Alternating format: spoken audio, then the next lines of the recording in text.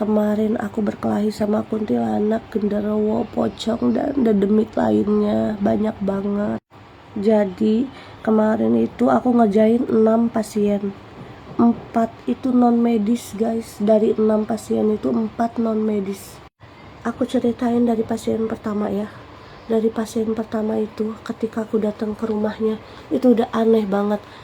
Kupingku budek, dibuatnya gak bisa dengar. Aku langsung bilang, "Mbak, kenapa?"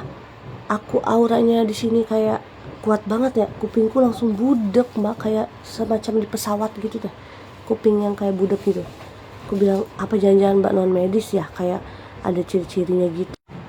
Lalu dia pun bercerita bahwa memang sih aku merasa ada yang aneh. 2 kali hamil, 2 kali gagal. Yang hamil nomor 1 udah 7 bulan loh, udah besar, tapi meninggal di dalam kandungan. Yang kedua kalinya lagi itu kayak masih umur 3 bulan, meninggal juga di dalam kandungan. Kenapa selalu gagal ya teh? Lalu aku bilang, ini kayaknya ada yang gak beres sih mbak, kayaknya disantet sih mbak ya. Terus aku coba pijet saraf reproduksinya. Ketika itu tanganku kaku, gak bisa digerakin, gak bisa gerak dua-duanya. Aku bilang, mbak, tanganku kenapa kayak gak bisa gerak, gak bisa kayak diurut gitu, gak bisa tanganku mbak. Terus aku bilang, astagfirullahaladzim, aku sampai bacaan sampai akhirnya mencair dan bisa lagi, baru aku lanjut lagi pijat. Setelah itu aku mau panggil jin pengganggu yang ada di tubuh itu, tapi dia tidak mau keluar, susah banget. Jadi aku mau pakai metode air ruqyah. Aku bilang, mbak, minta air dong mbak, nanti aku ruqyah dulu airnya, terus mbak minum.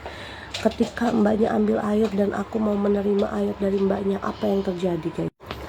Tanganku tiba-tiba, lah, aku sampai takut jatuh itu air, langsung ku buru-buru taruh di lantai. Langsung tanganku gini-gini, loh mbak, ngerinya mbak, energinya mbak, aku dihantam betul-betul kayak gini. Tapi aku tidak akan menyerah. Aku langsung sambil, walaupun tanganku gini-gini, aku sambil doain tuh air sampai aku nunduk, karena kan posisinya di lantai kan airnya. Jadi aku agak nunduk, pokoknya deket-deket airnya, baru sambil gini-gini tanganku ku ruqyah, ku doain Quran surat semuanya yang aku bisa. Terus aku doain juga supaya menetralisir badan mbaknya semuanya, dia diangkat penyakitnya, diambil jin pengganggunya, diusir, dan bisa untuk dapat momongan lagi. Aku doain gitu. Lalu ketika itu mbaknya meminum, langsung muntah guys, muntah, asli banyak banget muntahnya.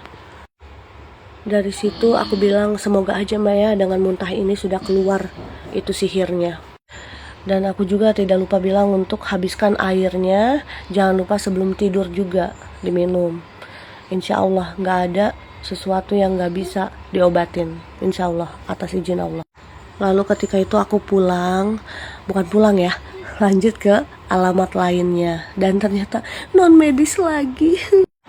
Di alamat kedua itu mbaknya antara psikis sama non medis sih, karena dia ada sakit hati yang sangat dalam. Ya ada rumah tangga lah ya, percekcokan rumah tangga, tapi nggak tahu ini cekcoknya itu memang betulan murni cekcok atau dibuat orang, kan bisa juga disantet percekcokan rumah tangga.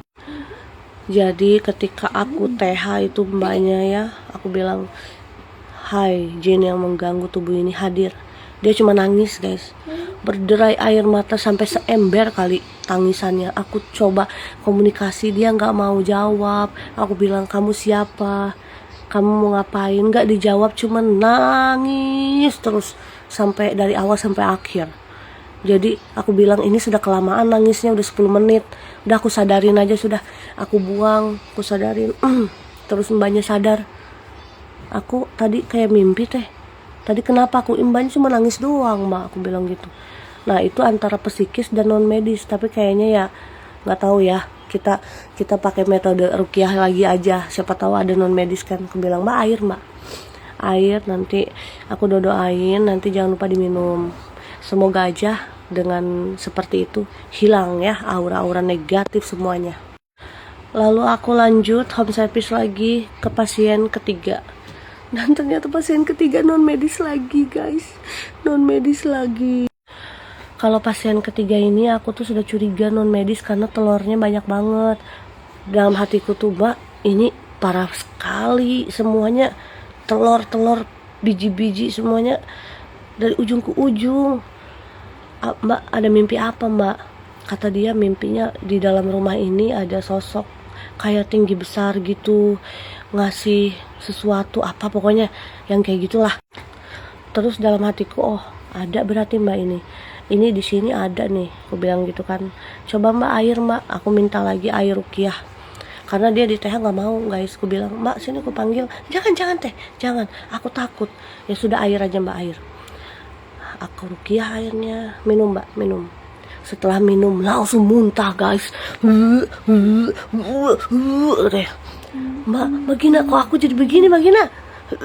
Aduh Mbak Gina, ya berarti ada Mbak, kan aku udah curiga ini pasti non medis kan. Terbukti kan kalau orang nggak ada apa-apa dikasih air diminum cuman nggak akan muntah itu loh, langsung muntah bereaksi, itu pasti ada non medisnya. Terus aku harus gimana Mbak? Ya, makanya aku panggil, nggak mau. Ya udah kekeh nggak mau, aku kasih surat aja. Sini Mbak, mana surat? Karena adanya di rumah ini kan, aku tulis surat hypnowriting namanya ya, surat cinta untuk jin. Jadi aku usir melalui media surat, ditaruh di tempat yang kira-kira si jinnya itu suka ganggu, karena suka mengganggu anak kecil, dia suka nangis kalau ada tamu anak kecil tuh.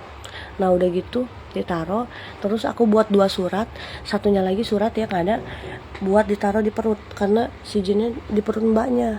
Aku bilang, Mbak ini surat taruh di perut Mbak biar dia baca. Terus aku bilang ini, wahai jin yang ada di perut, baca surat itu. Terus langsung gini dong, dia langsung natap aku gitu loh Mbaknya. Serem gak sih? Itu kayaknya jinnya deh. Langsung dia muntah, muntah lagi. Aku bilang ke anaknya, kompe buat mamahmu, kompe. Baru pas dikompein, dia sambil muntah sambil gini, lihat kaku gitu guys. Dia marah sama aku itu. Terus aku bilang gini, Mbak ini Mbaknya kah? Oh ini, aku bingung ini Mbaknya atau bukan sih, soalnya kayak nggak mau ngomong kan. Terus gini dia, gitu, bukan Mbaknya ini. Kamu jin yang ada di sini, aku mau komunikasi nih. Terus apa teh? Mbaknya lagi. Susahnya itu jinnya nggak mau ngomong, jadi dia cuma marah aja. Tapi aku udah usir lewat media surat sama air rukiah. Semoga setelah dihabiskan air rukiahnya itu jinnya pergi ya, semoga, amin. Nah udah gitu, pasien yang keempat non medis lagi, ini lebih parah. Ada videonya tuh, udah aku upload. Kalau yang ini sempat ke video karena yang kemarin yang sebelumnya nggak ke video.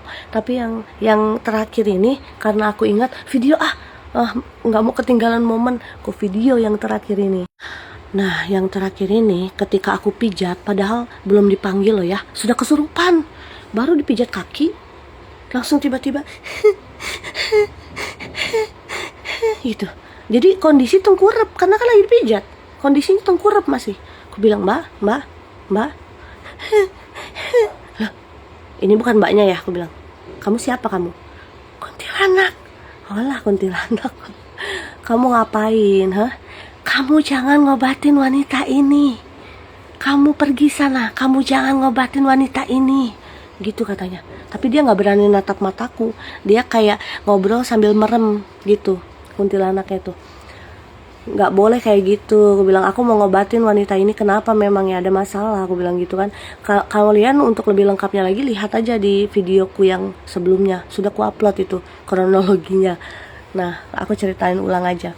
Jadi dia bilang, aku makanin anaknya katanya, setiap dia hamil dimakanin janinnya, jadi keguguran terus. Aku bilang, kamu sampai kapan kayak gitu? Selamanya katanya, sampai cerai, sampai selamanya. Ya nggak bisa begitu dong, aku bilang. Tapi guys, aku udah coba berusaha untuk mencabut si Kunti itu, balik lagi guys. Soalnya Mbaknya lemah bulu, jadi kayaknya ini masih ada di raga Mbaknya nih. Tapi aku bekalin air rukiah, semoga dengan air rukiah dia bakal pergi, amin.